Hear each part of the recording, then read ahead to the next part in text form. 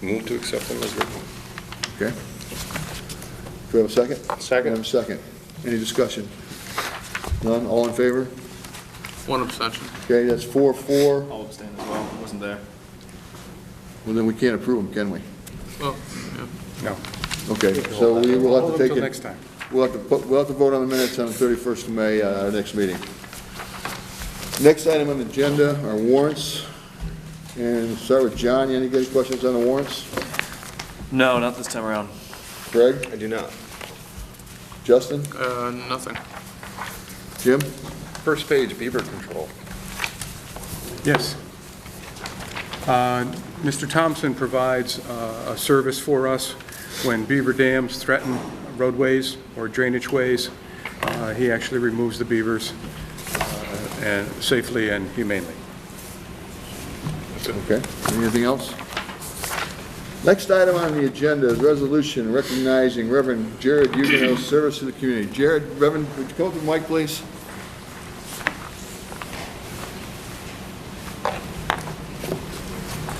I'd like to read this resolution, Jared, before we give it to you. Can I call you Jared? Sure. Had for 6 years, right? Okay.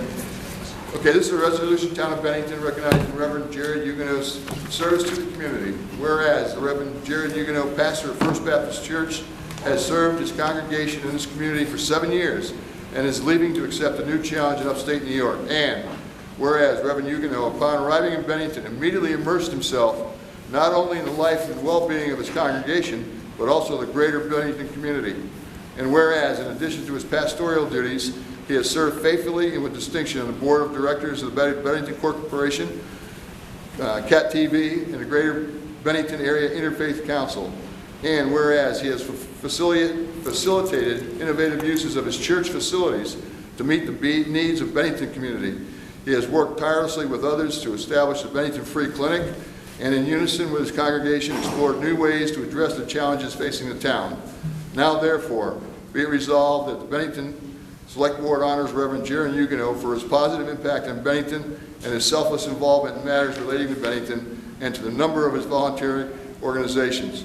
The Select Board wishes him every success in his future endeavors. Dated in Bennington, Vermont, this 10th day of June, 2013. Signed by every member of the Select Board. Jared, it's been a pleasure knowing you.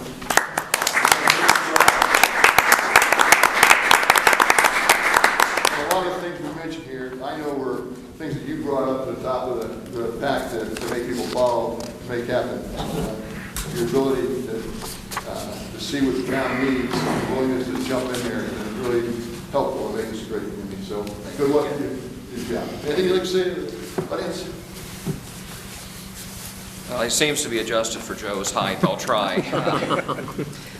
Thanks for being such a cooperative community. A lot of these initiatives I became involved in or helped be part of the inertia moving forward were a cooperative effort by many people. And so to be in a community that values volunteerism, collaboration, being willing to admit we have deep needs and that we do have a responsibility to be our brothers and sisters keeper is, I think, quite commendable for the town of Bennington.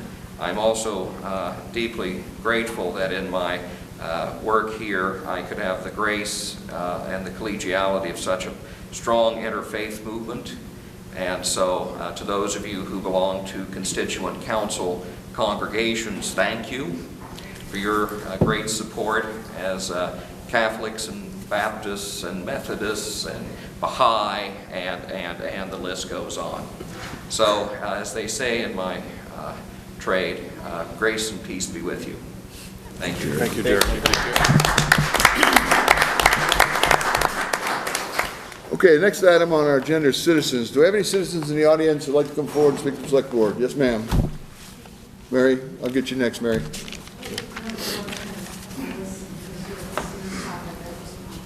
Will you please come to the mic, please, and state your name and why you'd like to speak to the Select Board, please? You might want to bring that down. A lot of us little people here tonight. Thank you. My name is Sally Applebaum, And along with 30 of my neighbors, we signed a petition requesting limitations on commercial and construction truck traffic on Safford Street. And I don't know how many people have received a copy. I have a couple. That's fine. of copies. We just need one. Thank you. Anybody else? So just, I hate taking your time. I know there are many important issues, but this is important to my neighbors and I. So Safford Street's a residential street. It's across from the rec center. It runs from Main to County. It's not a direct route to any construction sites, and there are no shops or delivery sites on Safford. And for years, we've had a very high volume of truck traffic. Trucks seem to use it as a shortcut, despite the fact that now there's the bypass and other potential routes they could take. I've tracked the trucks, I've clocked the traffic at one truck every 2 minutes for weeks at a time. And we've gone to the town for years and have been told that the trucks are all permitted and the projects are all temporary. So this includes large open dump trucks and tractor trailers. We feel it's a residential neighborhood. The trucks are noisy, they trail dust and fumes. It's a quality of life, a safety issue, and a health issue. The temporary projects seem to be continuous throughout the year, even in the winter, fall, summer, spring. We have this high level of truck traffic. And we're requesting signs, I guess, signs that would help limit the trucks. And we don't feel it's a not in our backyard kind of request, because there's a very high volume of traffic anyway on Safford Street. It's a favorite shortcut for a lot of car traffic, and we have a lot of local trucks. We have landscaping trucks, we have oil and gas trucks, we have small business trucks, and that's to be expected. But we have these huge tractor trailers banging around, and if you can imagine one truck every 2 minutes for weeks at a time, it's really an issue. And I wanted to thank Mary Morrissey for actually taking the time to come and check out the issue and follow up on it. Over 30 of my neighbors, again, have signed this, and getting 30 people on one street to agree about anything, you can imagine, is unusual. So we really have a problem, and we hope that you'll look into putting signs up and redressing, giving us some relief from all this traffic. Thank you. Representative Morrissey, you want to talk to this issue?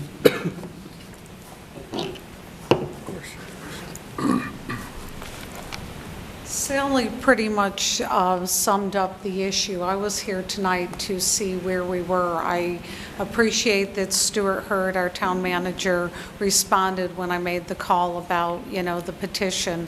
It's a rare occasion that you get 30 folks from a neighborhood that sign a petition, so of course that raised a flag.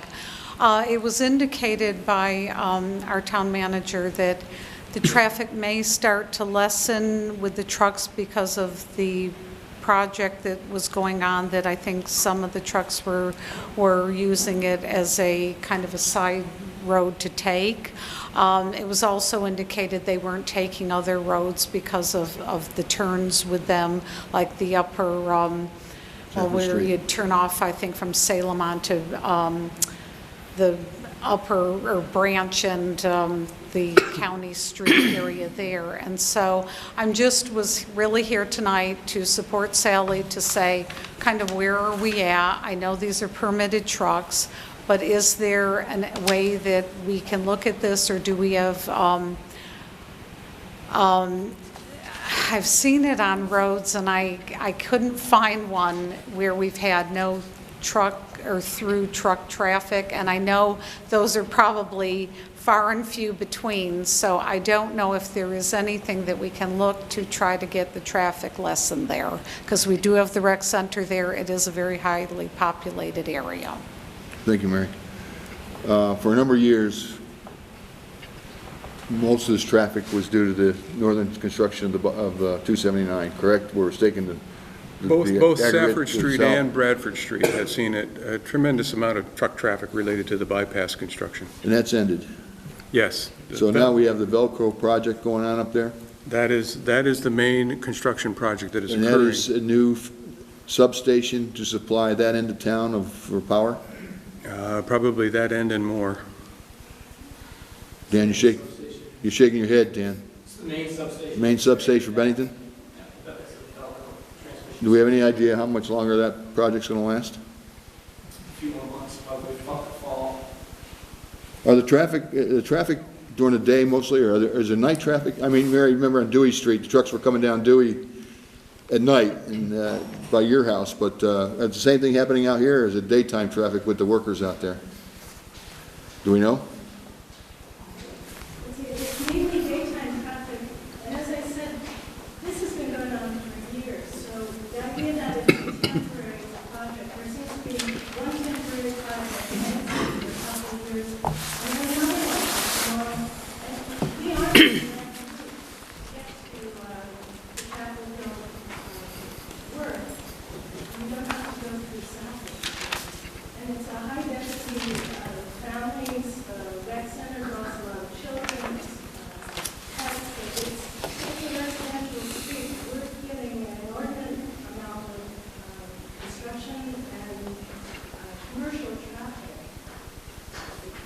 So temporary doesn't really explain the situation. Every construction project is temporary, but these seem to go one after another and sometimes several. I What? counted 7 different contracting trucks from 7 different contractors. It seems to be a favorite shortcut. So if we could have a sign or two just to kind of deal with this, it would be much appreciated. Where's the Velco project? It's up off of Chapel Road. You access it off of Chapel Road. I mean, this is probably tough to answer, but is it going on to the extent where she would see traffic every 2 minutes? It's a major construction project. I mean, I'm not familiar exactly with everything that they're doing up there, but it is basically related, unfortunately, to the northern leg of the bypass. It follows that project, and most of those contractors are hauling material, as I understand it, from other locations, unfortunately, through the village areas in order to get to the location that they need to place it. I mean, the really difficult thing is if you close off Safford Street to truck traffic, It just moves it to just moves to Bradford, another residential or it street. moves to another location. There doesn't seem to be a, Why aren't they taking like the We're Main not Street? taking what? Why aren't they taking a route right off Chapel to Bennington, or Main Street, instead of cutting through Safford? Well, how many routes are there? No, my question is, why aren't they, well, I mean, could we suggest? Where's the aggregate going? Is this still going to Southern Lake? Is this still being hauled down to off South Stream Road? no, I believe this is off of the Chapel Road. I believe this project is accessed from the Chapel Road. I think they're pulling from Pike. And the problem that you have is, in order to get to North Branch Street, Right. you can't use Branch Street. The turn onto Branch Right. Street is extremely narrow and very, very difficult. So the truck traffic, those contractors that are hauling material into the site or out of the site are using either Bradford or Safford. and they're hauling it in from where? From wherever they're getting it. I'm not.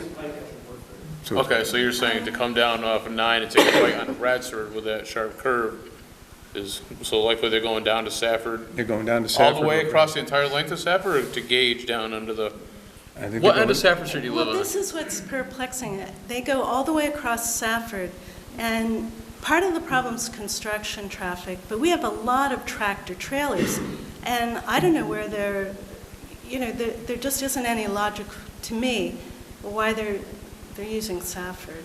Are there weight limits on any of those roads, Dan? All those structures permitted for overweight. For overweight, there, But what about the tractor trailers? Those aren't construction. yeah, any I'm commercial? not aware that, I don't know anything about the tractor trailers, but they would have to be permitted. They would have to be under the load limits. Load limit for the street. The tractor trailers would be.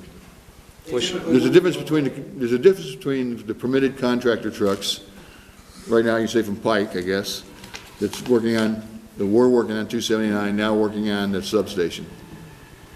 There's a difference between those, and they're permitted, we know about those. We know probably the frequency, number of days during peak period or whatever. No, usually the RJ know when they're. RJ knows, okay. But the tractor trailer is something different. Now, is there a way we can look to see? What I would suggest that we do is that we monitor the amount of tractor-trailer traffic ultimately and try to direct it elsewhere, because they may be in fact using it as a shortcut to get Yeah. to wherever, North Side Drive or whatever. Sorry to interrupt. There's a trucker who lives on our street, and he said that a lot of the truck companies don't have, or the truckers don't have up-to-date GPS systems. So they're not, they could be using the bypass, and they're not. And he said somebody has to get to the truck companies and tell them that. Do you know the northern leg of the bypass is not on the GPS? It's a non-digital road? No. It's a non-digital. So there's just a whole bunch of things that I think could Yeah. be done to lessen this. We'll look and see. The tractor trailer is different. The permitted thing, I know it's an inconvenience. It's not, it's, I work at home. Yeah. And we're talking, you can't have a phone conversation, the building's bouncing one truck every 2 minutes. You understand what Velco's mission is, to provide power to this town? Pardon? You understand Velco's mission I is to know it's provide very power to this important, town? But the other, we're not a direct route to Chapel Road. If you took North Street and then Kosher Drive, which are more commercial lanes, you would connect to Chapel Road. So we're a little shortcut, and we're a residential. I know where Stafford Street is. Yeah. Yeah. So I think that there are other routes. Let us look at that, okay? Thank you. And if there's a way, we had to look at it once before with the traffic, that we were hauling the aggregate down to the southern side of town. Let's look at it again, but the tractor trailer is something we can look at. Yeah, we'll take a look at Okay, that. and we'll monitor those out there, we'll see what the volume is and who they are, and they may not be allowed to be on those roads. There is weight limits on them, Oh, really? yeah. Okay. Yeah, there's, I Well- mean, those big trucks do seem out of place on small streets Yeah. like that on a regular basis. Yeah, it's definitely a GPS issue, using the wrong directions, because they're just going off of what their monitor is telling them to do. Yeah. Yeah, okay, thank you. Thank you. Also, if the dump trucks could be covered or something, I mean, all this stuff is flying out of it. Well, they should be. Okay, Thank you. they should be covered, right? We'll check on that. Might I just ask, I'm hearing two different things. The discussion I had with our town manager was that it would be another 5 or 6 weeks, and I'm hearing fall from Dan Monk. So timeframe, the project, has it been extended out? What, Yeah, I think all of them will be done in 5 to 6 weeks, by completion. Okay, well, we're talking about the truck, so that was kind of the time, the frame I was okay. looking. Okay, next item is submission revised flood resolution. Who's going to do this? Dan? Live up there? You don't have your peg leg tonight? Chair. No, not tonight.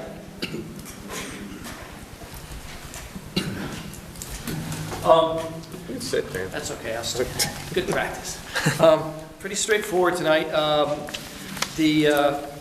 did submit a memo to the board, but I'll just kind of summarize for the folks at home.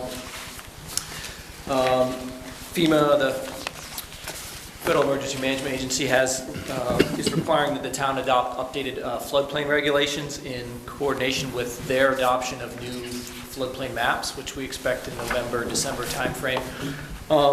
Essentially, the new floodplain regulations are not substantive changes. They pretty much mimic what we have already, except that there are certain things that are required to be in the body of the document, like we referred to the definitions in the Federal Register. We have to now include them. They spell out some things that are in the federal regulations that weren't spelled out in our documents. But there's essentially the same process, the same requirements as we currently require folks to go through when they build in the floodplain.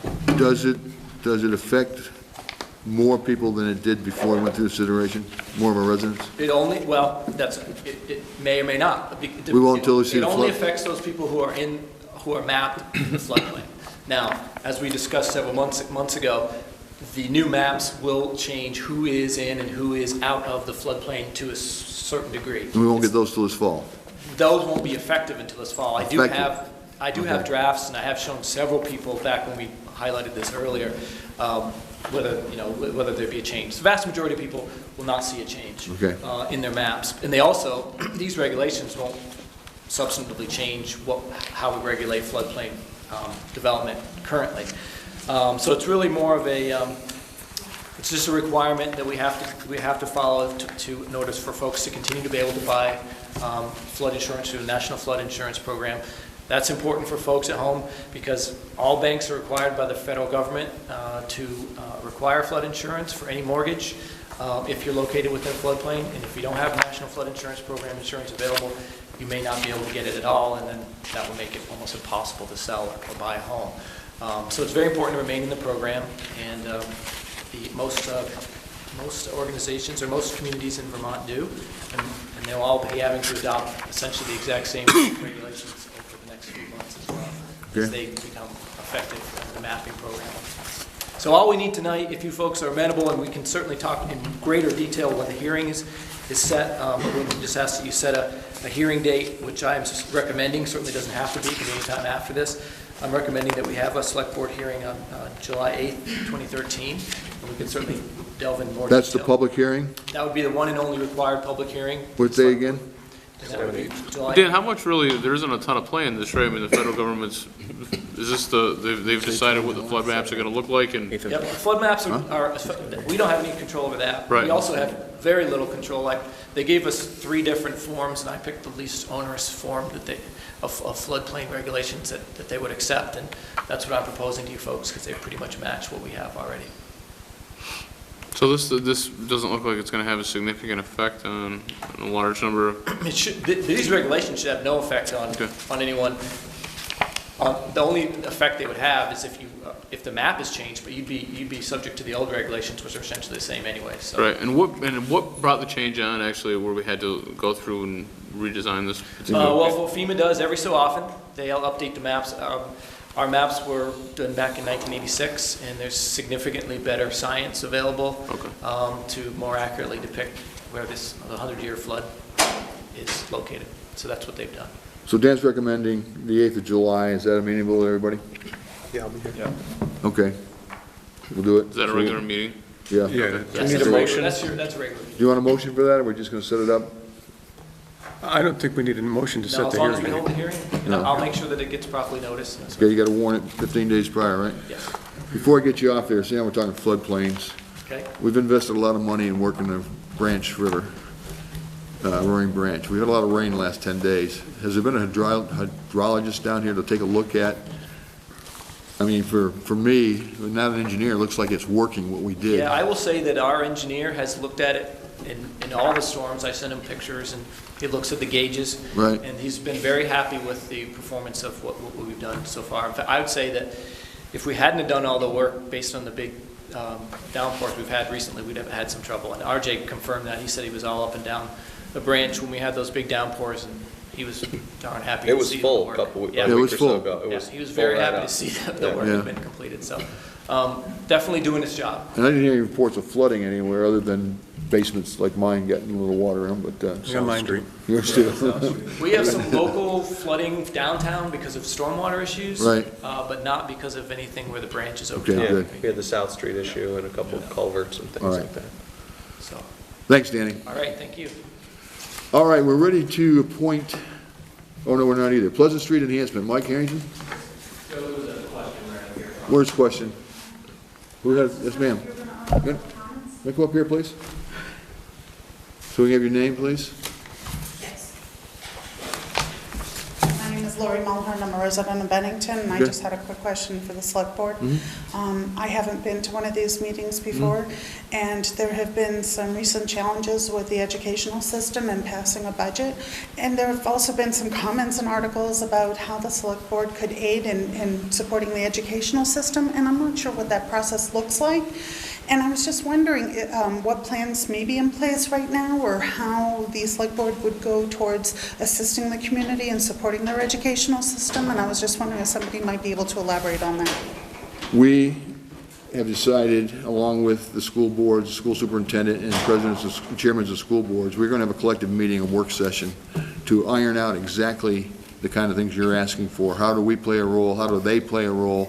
How do we partner together? This is something that came out of a study that the town did here. We just completed here a few months ago. And one of the things that was obvious is that it's important that the legislative body of the town sits down with the other elected bodies, the school boards and intendants, to look at the whole education system. And folks on the board step up if I'm saying anything wrong, but I think it was consensus of everybody. When you look at economic development, you look at people coming in to create jobs, one of the biggest things, if not the first thing to look at, is quality of your education system that you have. And sure, that should be an interest of everybody in this town. So I think the reason we haven't been able to meet yet is because of the votes on the BSD budget. I know the super and the board has had a lot on her plate. I know she was here just before this meeting tonight with talking to people. I think as soon as we get the BSD vote behind us, we'll sit down with all the school boards and the supervisory union staff, to include the Career Development Center. They have stepped up too. They're gonna sit with us. So I'm hoping sometime. I mean, we're already in the June. It'll probably be July, I would think. Let everybody the educators get a breather, and we'll sit down and do it. But there's something that is on our agenda. We're going to make that happen. And hopefully we'll be able to lay it out to the citizens. Because right now I can't tell you, because I want to hear what Sue's got to say from the high school standpoint. I want to hear what the business manager has to say from the supervisory unit and all that, and we'll have our input. I agree. Communication is key, especially between multiple agencies and also with the community itself. Right. I truly believe in supporting an educational system, and I think it's important that we all take a role in that, and for the interest of the town as well as the interest of the students and the community as a whole, to bring business here. And I just wanted to thank you for taking the time to address that issue. Sure. Anybody on the board want to add anything to hit it pretty much close to what we're going to do? I mean, I think, one thing I see is that we cannot afford in this town to have a school system where people of means send their kids to private schools because they don't want to be involved in the school system. Right. We need to involve those people in our public school system. Or they move out entirely. Exactly. Yep. You need to make that an asset to the community. Right.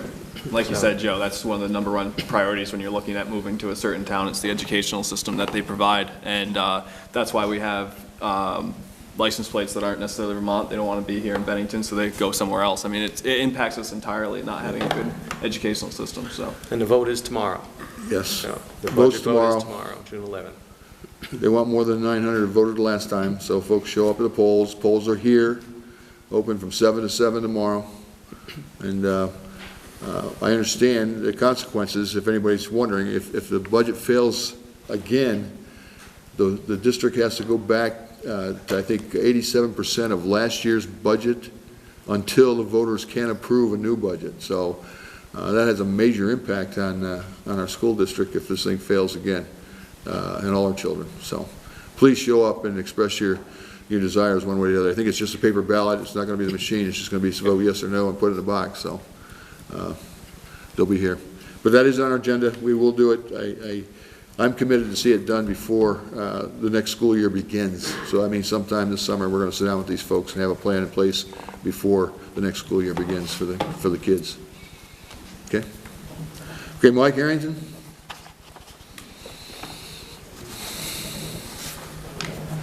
We're going to talk about the Pleasant Street Enhancement Project.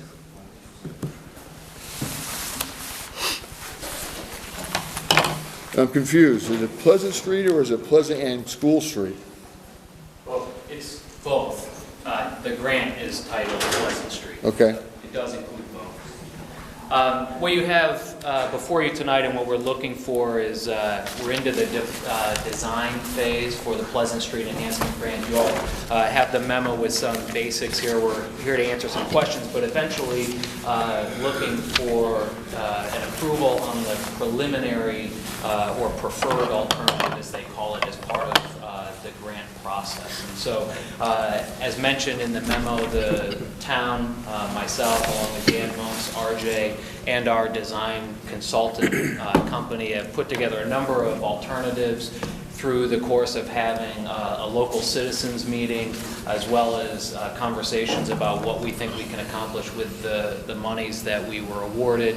We're able to come up with what we think is an alternative that meets most of those needs. And so tonight we're presenting that preferred alternative before you, listen to any feedback or comments you have, and then hopefully walk out of here with an approved preferred alternative, which is required as part of the grant guidelines. So you feel comfortable we're talking about $210,000? Are they in the ballpark? Yes. Yeah. It's 210 federal dollars. I think the overall grant is about $256,000. That includes our required match. Right, okay. Just to Mike, hang on, Mike, hang on. Mike, if I could just make a comment, I think it's important for folks to realize that when the initial grant was applied for and awarded, it was from North Street to School Street and then School Street only. A second grant followed that, which took us along Pleasant Street to Park Street. Right. That was the extent of the award. By working with the state, being able to combine the two grants, and as you've seen in the memorandum, and Mike may talk about that, by the town doing some of the work itself, we are able to extend this entire grant project all the way around to Main Street on Pleasant Street, which will do, I think, wonders for the upper end of Pleasant, which has needed a lot of work for a long, long time. And I think that's really important to note here. Okay.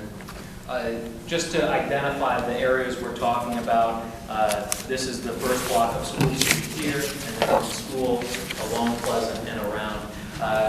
In talking with the Highway Superintendent, R.J. Jolly, he's confident that the sidewalk, whether it's all in 1 year or over the course of 2 years, can be done through the town based on projected budgets for the sidewalk to be completed, which really leaves us with the ability to spend this grant money on some more targeted approaches. So, okay, wait. When you say sidewalk, you're talking just about that. It's in green, right? That's the new sidewalk? Yes. What we're talking about is the sidewalk would be under the municipality in terms of our own budget for sidewalk replacement over the course of 2014, 2015. So the grant really will focus more on some more pedestrian amenities, lighting, some extending of sidewalks, some relocation of utility poles, and so on. Okay. Does that answer your question? So the sidewalk piece is a separate. Yeah, so what we're talking about tonight, and you'll see in here, those projects that can be done through the town, which allows the grant money to and extend the overall project. As Stu mentioned, there have been a couple times on Union Street where the farther end of Union Street was able to be done through the town, which allowed the grant money to be used for the end of Union Street that was closer to the police station. We're doing the same thing here, where under the grant we wouldn't be able to do school in all of Pleasant. We just wouldn't be able to afford it with the amount of work that has to be done. So by partnering with the municipality, we're able to take the grant money and extend the project even further. And so in working with the highway superintendent, RJ is comfortable that he can budget over the course of a year or two to redo the sidewalk along Pleasant Street and possibly even part of School Street. Have the property owners been shown this? What's Have that? the property owners been shown this? Yes, they have. It's a hearing about a week ago. Yes, and Jim was there as well. Yeah, I'm looking at the east side of Pleasant where you're making a turn. Yep. It says existing pavement. You have no curbing there at all, no curb cuts. Who's going to determine where the curb cuts are going to go? I'm assuming We've had, we're going to do something there? there was the public meeting that we had about a week and a half ago, but we've had private conversations with the owner of this property here, which is the former middle school, and we're waiting to hear back from Thurber's Garage, where we have had an associate of his meet with us as well in private. Well, those are And the two also- places I'm worried about. What's that? Those are the two places I'm Yeah. concerned So about. we've been talking with both of the owners of both of those properties and looking to see where they would prefer to have the curb cuts. So they understand it's not gonna be a free-for-all like it is right now into those parking areas. That was their request. Okay. They would actually like to define, Matt Lewis, who owns this property, would like to define this corner even more. And we talked with Bob Collette, who works with Thurber's Garage, and he would like to define that corner as well. So they're comfortable with that. What you see in the memo in terms of the grant, so let me just point out kind of the critical areas of the grant. We're looking at hopefully being able to extend the sidewalk on the western part of School Street. Right now, the sidewalk is so narrow that as we maintain it in the winter, we're cutting up the yards of the property owners to get around the utility poles. And so we're hoping to extend the sidewalk here along with repositioning the utility poles, which we've been talking with Green Mountain Power about. That will give us some added ability for pedestrian traffic, but also to maintain that street. That being the first piece. The second piece would be that we'd like to relocate lighting in terms of continuing the ornamental lighting from Main Street up that section of School Street. The exact location of the utility poles is unknown at this time, but we have talked with Green Mountain Power, Comcast, Fairpoint, and some others about what they would recommend for that area. So there is some ongoing conversation there. I think the part that we certainly are aware of the sensitivity about that is there was a couple different options for School Street. The recommendation that we had talked about as a group was the idea of extending the western sidewalk about 10 feet, making it much more pedestrian friendly, especially as we regularly close off School Street for different events in downtown. But to do that to that extent would actually eliminate some parking along the east side. Okay, let me ask, I got a problem with the ornamental Yep. lighting. Refresh my memory on Union Street. Didn't we decide no lighting on Union Street? We didn't do it on Union Street principally because of the location of the current power poles. It would have been redundant to have that lighting taking place where there already is overhead lighting. School Street is different because we have the opportunity here. I agree on School Street, but what about Pleasant? We're not going to be, No. we're not recommending You're not ornamental lighting on recommending that, Pleasant okay. Street. No. It's really, in a sense, too far outside of the Main Street Yes. downtown. Okay. If you talk, in talking with the BBC too, they encourage it in commercial sections, not necessarily in residential. So that's why we focused only on School Street. Maybe we can get solar-powered streetlights. Yeah, one thing that I had sent a brief email about was when we're talking about lighting, there's different technologies out there that we can take advantage of, one being solar-powered light, streetlights. Yeah. And to start being forward thinkers and going green like our state is, maybe that's something that we could take advantage of. And since this is an upgrade to one street, one section of our town, maybe that'd be a good opportunity to invest that time and money into looking at something like that, something new. Whereas I know it's unrealistic to switch out everything across the board without having that initial investment and thought.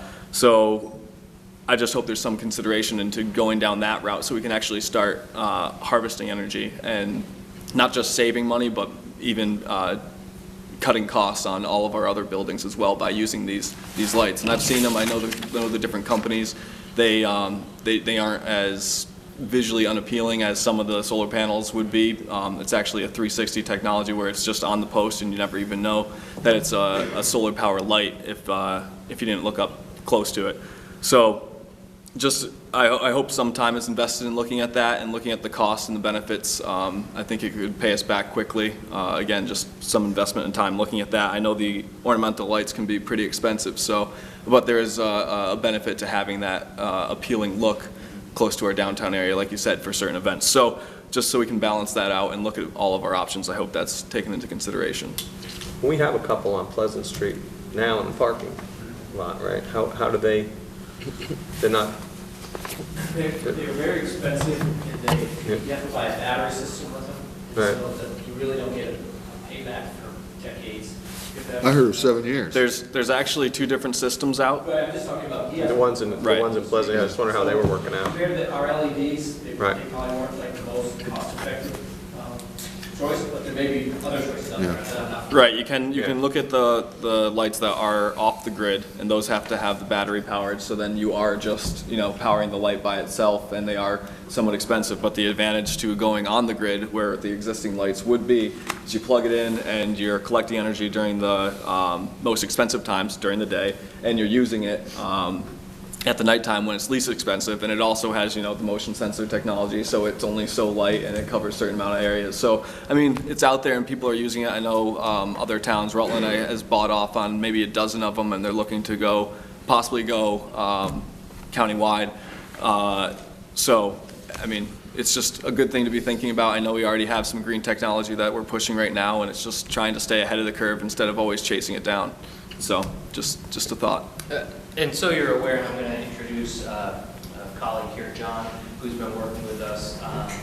But this is the first step, and then we'll come back with some more hardcore preliminary plans that you eventually will need to formally approve. So that's good feedback for us to look as we begin to research the different product and production going forward. So I just want to pick up where we left off. I think the one probably area of probably most concern is that I know our focus over the years has been to increase parking in the downtown area. Under this preferred alternative, we'd be eliminating parking along the east side of School Street. Did talk with Jim and with some others during the citizens meeting, and really looking for feedback from the board here. Well, I'm going to give it to you. Why do we feel we need a 10-foot sidewalk there? Well, there's actually two options, and one is we could certainly go with a smaller sidewalk that still gives us that ability. There's no main, that's just it's a route to the downtown district. It's parking lots along through it. Right. Well, I can speak to specificity about School Street, which is where I live. So you think we eliminate the parking on each side? No, I'm not suggesting anything at this point, just what has occurred over the last, 6-7 years that I've lived there. Each winter, while the Chinese restaurant, the people there have these beautiful rose bushes that they tend to and care for during the summer months, and in the winter, the plow comes through and destroys the bed. This year, they put up a small, maybe 6 or 8 inch cinder block wall that is going to be no match for the plow. And have they come to the town to complain at all? Not that I know. One of the added advantages that I can see, and we talk about, even in talking with the BBC as well, is that so often this is used as a pedestrian mall for different events, whether it be Mayfest and so on. I think the added extension to the sidewalk just gives the feeling of a pedestrian mall without needing to actually shut down. Well, I want to hear that from BBC. I want to hear that from BBC. Okay. Because all I hear from down there's not enough parking downtown. And we're giving up probably 7, 8, 9 spaces there. Well, I think there's certainly an opportunity to go with an 8-foot sidewalk here that would allow for some continued parking on both sides. So is the thought with the wider sidewalk to eliminate an issue that's happening in the winter with plowing? Or is it a combination? It was a combination of pedestrian amenity, the overall walkability of the sidewalk as it gets more and more pedestrian traffic. Right. So one of it is aesthetics, look, but obviously the number one priority is eliminating the issue we're having with the maintenance and the digging up of property. I guess I just have trouble envisioning what the pedestrian amenities would be on that, at the side of the Chinese restaurant and the side in front of what's basically a church, and what's going to go on there other than a couple, 1 to 2 events a year. I like the thought. We do see this as a main traffic point, so it does receive a lot of pedestrian traffic off of Pleasant Street and from farther up School Street. Ergo, School Street. Yeah. Right. So that was just one piece we had noticed. But again, there's 2 options there. One being widening the sidewalk to an 8-foot sidewalk as opposed to a 10-foot sidewalk. Would that take away parking, 8 feet? I think the understanding is that we wouldn't necessarily have to. And why don't I ask John Sadek from Tarugo Design to just come up and acknowledge his work. He's put together a lot of these plans. And John, I don't know if you want to share your perspective on that. It would narrow the 2 travel lanes. It would probably make the parking lanes are now, but it would all still work if the expansion of that sidewalk was less than 10 feet. That would be a little bit tighter than it is now, obviously, but it would still work. And we would not lose parking spaces? If the concept moving forward was to maintain two-way traffic and parking on Both sides. It would narrow things down a little bit, because obviously But still it's a two-lane directed road, though. How wide is the current sidewalk? 5.5 feet approximately. I have the drawing right here.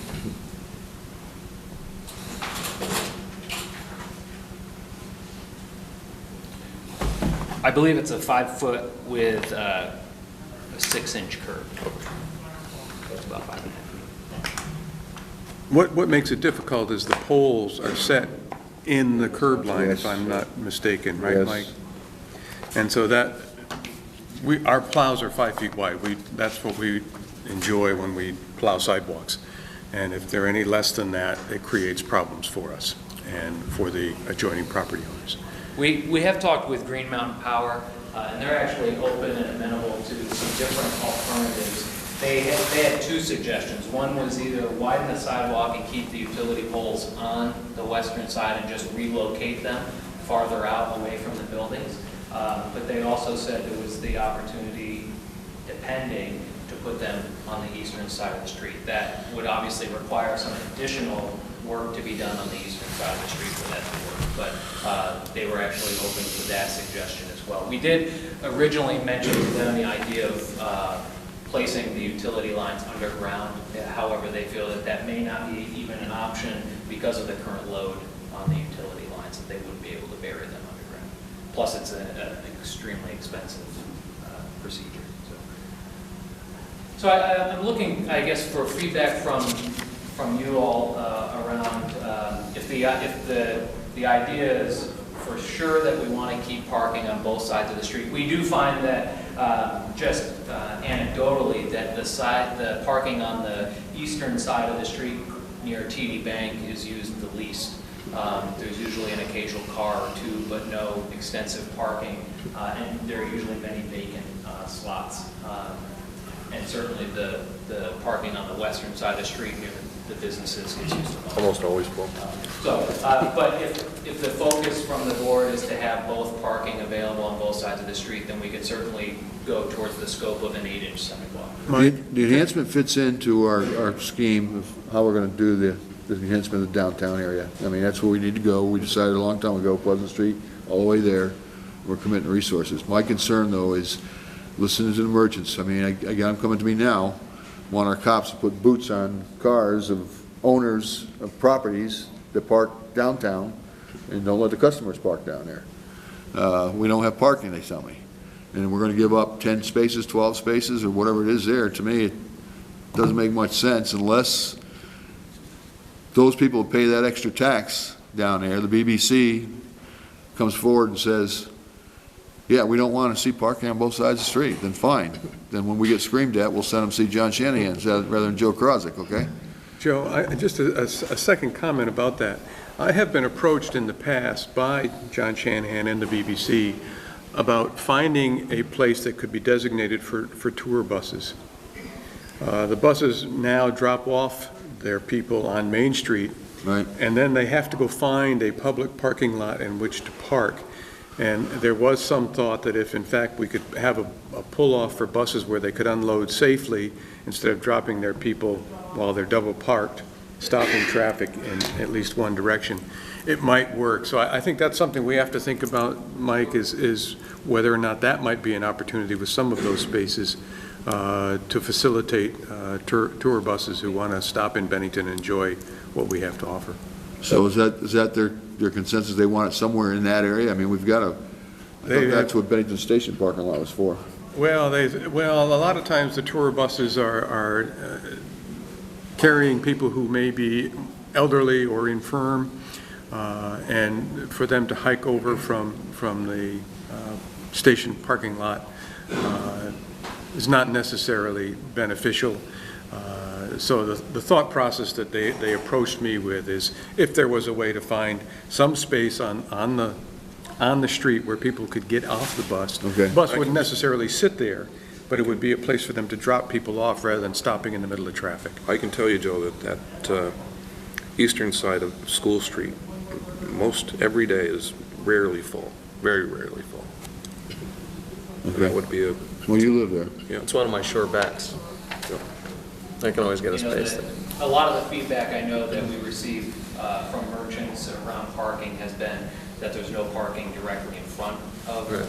my office or place of business, and I think that's a lot of the feedback when they see people on Main Street who park for the entire day, Yeah. as opposed to patrons coming in, shopping, and then moving on. But I think that's good feedback. If you want us to connect and get some official thoughts from the BBC, I'd be happy to do that as well. Well, I've got no problem. If the board feels that's not going to be an issue, I could go with what you've recommended here. I don't know how the rest of the board feels. I think it's prudent to figure out a little bit more about the parking issue. You know, to give up parking spaces at this point just to add a couple feet to a sidewalk, I'm not sold on it yet. I mean, if there's a specific reason for it, it's going to be beneficial, then possibly. But right now, I think we should leave this as specific pieces up in the air for the reasons you mentioned. Just for clarification, Justin, what type of feedback would you be looking for in terms of making that? I guess why, other than adding 2 feet of width to a sidewalk, would we want to do away with 10 parking spaces? I mean, to me, that's not a good trade-off.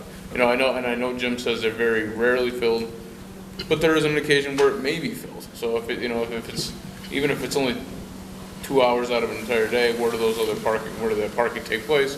At that time, I mean, I heard Greg say that's one of his sure bets for parking. We just had a business open up in the Quick Print there. I mean, that's almost directly across the street. That's an area where some of these people could be parking.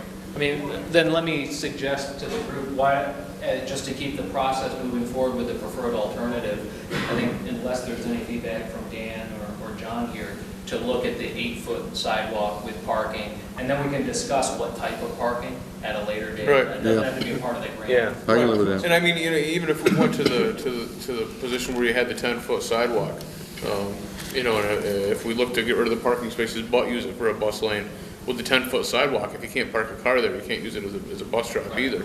So what exactly it's used for, I mean, you know, is up in the air. But So let's look at least extending it the minimum to make it so we can maintain it while keeping parking on both sides. Yeah. I mean, there wasn't anybody who felt so strongly that parking had to disappear. You know, it was just an added, a possible visual aesthetic piece. So I think there's certainly some flexibility there, unless there's any feedback from Dan or John.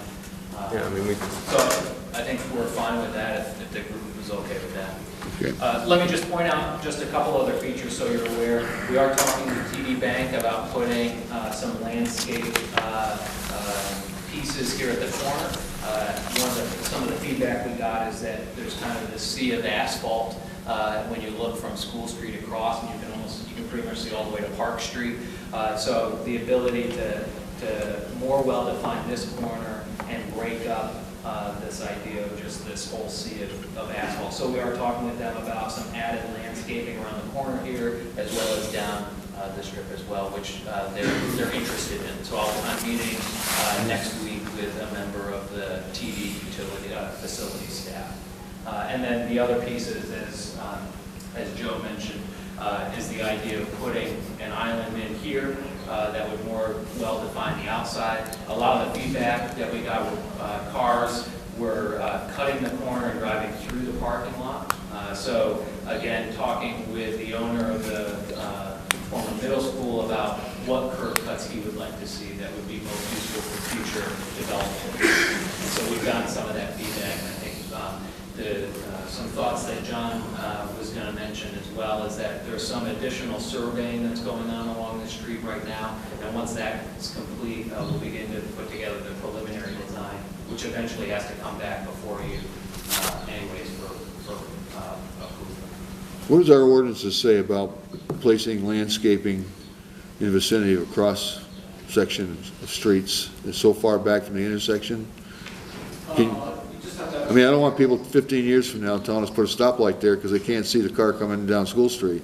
Yeah, you have to have a clear zone from 25 feet where the pavement interconnects back, so a triangle that's as long as it's no longer higher than 3 feet, try to make sure that there's not obstruction. Okay. What's the board want to do? Let them go ahead and proceed with this? Yeah, I'd like to see him proceed with that. I think that's a small detail we can work out as far as how we enhance the sidewalk. We certainly want to enhance it. So except for that section of School Street where I think I'm sensing we'd like the traffic to stay. If we have to give up something, it's The parking, the 10-foot sidewalk, go back to an 8-foot. The only thing that concerns me about the 8-foot is how tight that street actually becomes when you have an 8-foot parking, or It'll make 'em sidewalk, slow and then down. you have the same amount of parking and the same amount of traffic through there. I mean, it could ruin the traffic through School Street where it gets avoided altogether. John, Well, certainly, it'll slow them down, because currently it's sometimes a drag strip. Yeah. and remember, this is simply just the preferred alternative. Once we have the survey back, Right. we'll have much more concrete data about what's available. Right, and then the only other thing that I think about is typically more active communities are happier communities, and I know happy can be kind of a subjective term, but towns are based, or there are studies done to say which towns are happier. And does the 8-foot stop us from having enough space for, 2 bikes to go by and someone to be walking, or, allowing for that activity? We don't to be allow in the- bicycles on the sidewalks downtown. It's against the law. Okay, We passed that a couple years ago.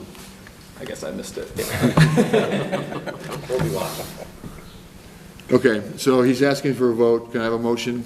Make a motion to adopt the plan. Okay. Second. Second, any further discussion? Okay, all in favor? That's 5-4, 2 missing, 2 absence. All right, next item on the agenda is appointment of boards and commissions. Tonight, during the executive session, early on, we interviewed 2 members of our community for positions on the DRB, 1 for the Lister, and 3 for the planning commissions. So let's start with the DRB. Do I have a motion on the DRB? I'd like to move to appoint Dan Malmberg and Milt Surtum both to 3-year term.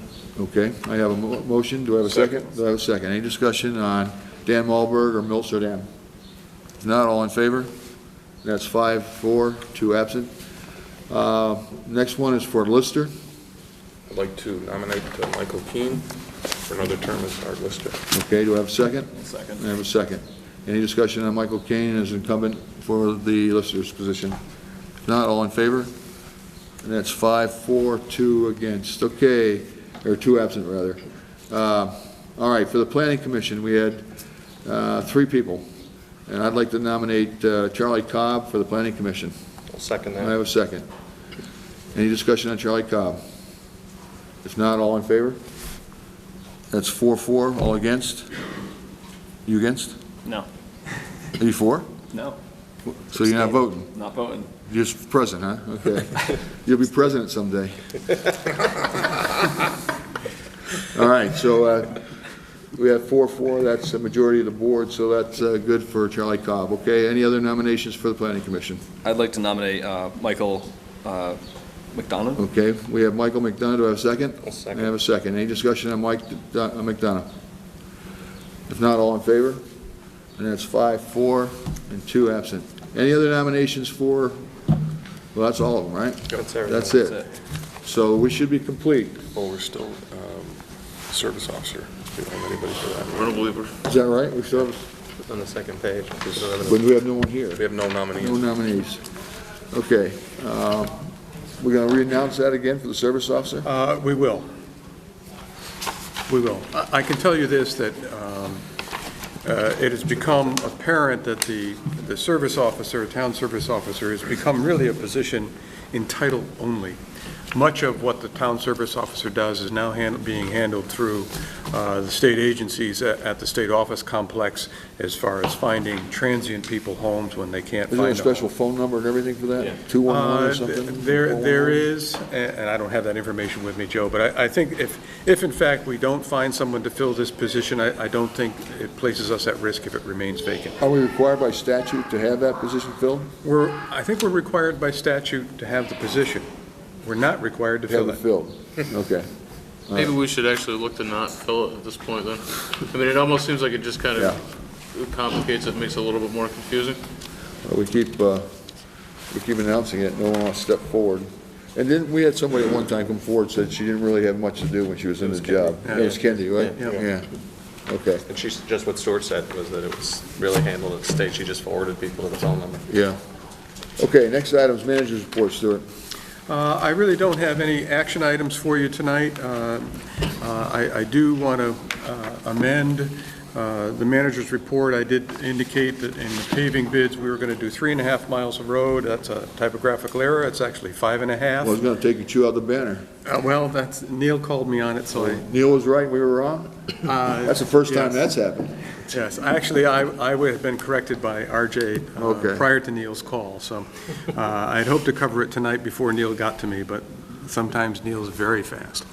And then on the fireworks funding shortfall, we received a relatively large donation of $750 at the end of last week, so we're down to about $2,150 in our shortfall. Again, we have yet to hear from some of last year's sponsors as of this writing, but we're keeping to push. What's our deadline for contracting? We've signed the contract, so it's a matter of... Just finding the money now, huh? Finding the money. Okay. Yeah, so we're short a couple thou, is that what we're looking Yeah, at? that's what it turns out to be. Okay, And that's one major sponsor, basically. great. All right, anything else? That's it for me. Okay, John, anything, other business? No, I'm all set. Okay. Greg? Just a reminder to get out to the polls tomorrow if you're in the Bennington School District. Justin? Jim? Nothing this week. I want to thank all the people who stepped forward to seek positions on our boards. It's important that these positions are filled. Again, I want to say goodbye to Reverend Huguenot. He's done a terrific job in our community. Wish him best as he goes up to state New York, and hopefully he'll realize the error of his ways and be back to Bennington after he's had a chance to see upstate New York. And I see Mr. Bethel chopping at the bits. Mr. Bethel, you've missed the citizens. Windshield wipers wasn't working on your wheel. Would you like to address the board, please? Yeah, two things. One, I hope that everybody gets out and votes tomorrow. I hope they do support the school budget this time. It would be disastrous for our school system if 3 times it went down. There's a whole bunch of other repercussions that's going to happen if that budget goes down for our community. So I hope you at least get out and vote for it. The other thing is, at the next meeting, I'm going to bring up the issue of the Johnson Control property changed again. I'd like a full board to bring it up to, and I'll have a petition that if you guys don't want to vote to do it, that you at least you'll accept the petition as advisory, like I asked you last year. As you all know, we need the economy to grow. You're talking about a petition with 500 plus signatures. But you can take it without it, put it on the March ballot. I hear you. I hear you. So you're asking us to...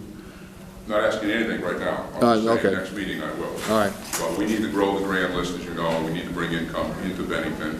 We can't keep saying no to people when they want to build businesses in Bennington. We've done a whole bunch of studies on how to do economic development, and I think my success with the Walmart issue has proven that we're going to need this revenue. Some may like Walmart, some may hate Walmart, but it is going to bring money, and we need that commercial district over there on Northside Drive to build up, help pay for some of our bills. So I will be bringing up at the next meeting if I get here, if it doesn't rain like hell like it has been the last month. Thanks. Thank you very much. You're welcome. Thanks. Thank you. Okay. We don't have a need, I understand, to go into executive session? We do we have one contract issue that we still must discuss. So we do have need, okay, for a contract. I'm going to motion to go back into executive Motion to session. go into Do we have a executive second? session for contracts. All in favor? Okay, let's clear the room. Well done.